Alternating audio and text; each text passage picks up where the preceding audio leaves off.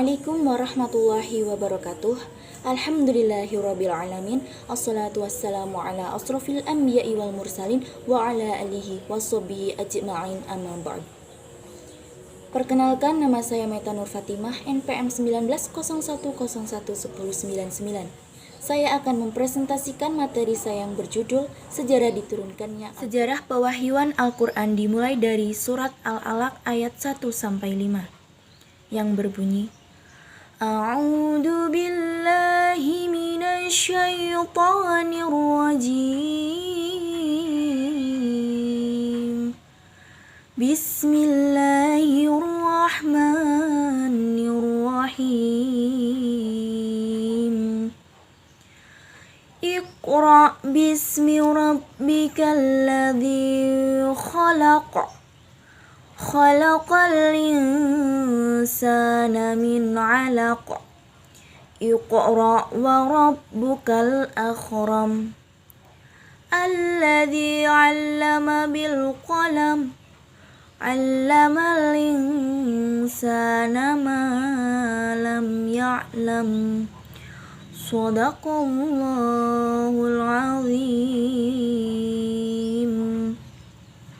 Yang artinya, bacalah dengan menyebut nama Tuhanmu yang menciptakan.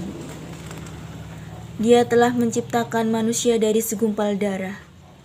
Bacalah, dan Tuhanmu lah yang maha mulia, yang mengajar manusia dengan pena.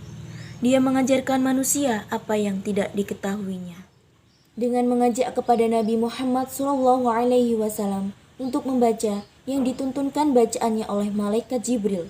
Karena dengan membaca berarti sudah membuka pintu gerbang untuk mendapatkan ilmu pengetahuan yang datangnya dari Allah, yang mengajarkan kepada manusia apa saja yang belum diketahuinya.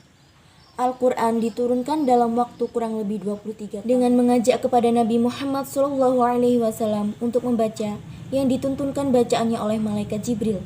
Karena dengan membaca berarti sudah membuka pintu gerbang untuk mendapatkan ilmu pengetahuan yang datangnya dari Allah, yang mengajarkan kepada manusia apa saja yang belum diketahuinya. Al-Quran turun dalam waktu kurang lebih 23 tahun, yang berisi ajakan untuk bertauhid yang diturunkan ke Mekah, sedangkan ayat-ayat yang turun di Madinah sebagai ajakan untuk membangun sosial kemasyarakatan. Al-Quran diturunkan secara bertahap, dimaksudkan sebagai pelajaran bagi umat manusia yang penuh dengan nilai-nilai pendidikan. Dimaksudkan agar umat Islam bisa memahami latar belakang, kejadian atau fenomena alam untuk dapat dijadikan kajian sebagai pelajaran yang sangat berharga atas kebesaran dan kekuasaan di alam raya ini. Al-Quran diturunkan dalam kurun waktu 23 tahun, atau lebih tepatnya 22 tahun, 2 bulan, dan 22 hari, yang terdiri dari 114 surat, 30 juz, dan rangkaiannya diputuskan oleh Allah dengan cara tauqifi, tidak menerapkan cara-cara sebagaimana langkah-langkah penyusunan buku-buku ilmiah. Buku-buku ilmiah yang membahas satu masalah selalu menggunakan satu metode tertentu dan dibagi di dalam bab-bab di pasal-pasal. Cara ini tidak tertulis di dalam Al-Quran, yang di dalamnya banyak hal pokok silih berganti.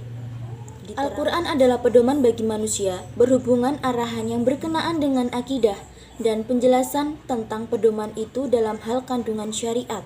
Dengan diwahyukannya Al-Quran pada bulan Ramadan menjadi isyarat bahwa sangat diharuskan untuk membaca dan mempelajari Al-Quran selama bulan Ramadan, dan yang mempelajarinya diharapkan mendapat pedoman juga memahami dan mengimplikasikan penjelasan-penjelasannya. Karena dengan membaca Al-Quran pada masa itu, bahwa yang berhubungan menyajikan tempat batinnya untuk menerima petunjuk ilahi atas maknawiyahnya. Bila dilihat dari rentang sejarah pewahyuan Al-Quran, bahwa dalam kurun waktu 23 tahun, kitab suci Al-Quran diturunkan secara berangsur untuk memenuhi tuntunan dan lingkungannya yang ada. Ibnu Abbas, seorang ilmuwan terkemuka di antara sahabat Rasul, memperjelas bahwa Al-Quran diwahyukan ke langit terbawah dalam satu malam, yang kemudian diwahyukan secara berangsur sesuai dengan kebutuhan. Keberadaan Al-Quran tidak bisa dipungkiri dari peristiwa turunnya wahyu. Ini menyatakan bahwa apa-apa yang ada dalam Al-Quran memiliki latar belakang atau sebab mengapa Al-Quran itu diwahyukan, tentu mempunyai sebab.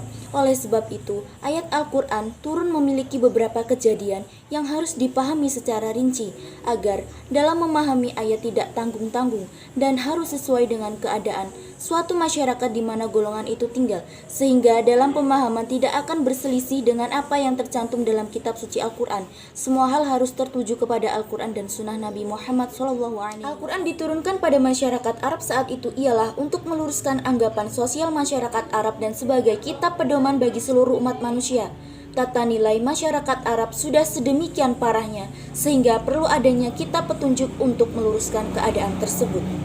Pola nilai dan perubahan yang dibawa oleh Al-Quran sanggup memberikan pengaruh yang cukup mendalam pada diri orang Arab, sehingga Islam berhasil merubah peraturan baru masyarakat yang kuat berpedoman Al-Quran. Al-Quran diturunkan secara berangsur-angsur mendampingi dakwah Nabi selama 23 tahun. Pergumulan yang sangat intens ini memberikan penerapan bahwa segala perkataan dan perbuatan Nabi dibimbing oleh wahyu. Wahyu tersebut turun memberikan petunjuk dan pedoman serta solusi terhadap persoalan-persoalan yang dihadapi oleh masyarakat. Maka dari itu, apabila kita hendak memahami Al-Quran, kita juga harus mengetahui perjalanan sejarah Nabi Muhammad sebagai pembawa risalah Al-Quran. Itulah sebabnya umat Islam tidak bisa dipisahkan dari sejarah. Sebab sejarah bagi umat Islam sangatlah penting. Sejarah bagi umat Islam merupakan usaha untuk menemukan originalitas ajaran-ajarannya. Untuk memahami ajaran-ajaran Islam, ada dua hal penting yang harus diperhatikan dari pelajaran oleh umat Islam, yaitu Al-Quran sebagai sumber dan petunjuk, ajaran-ajaran tersebut dari sunnah Nabi sebagai pembawa risalah. Oleh karena itu, manusia tidak boleh ditinggalkan tanpa arahan dan wajib terus dibimbing, dan Al-Quranlah selalu menjadi kitab pedoman dalam membimbing manusia dimanapun dan kapanpun terjadi anggapan sosial.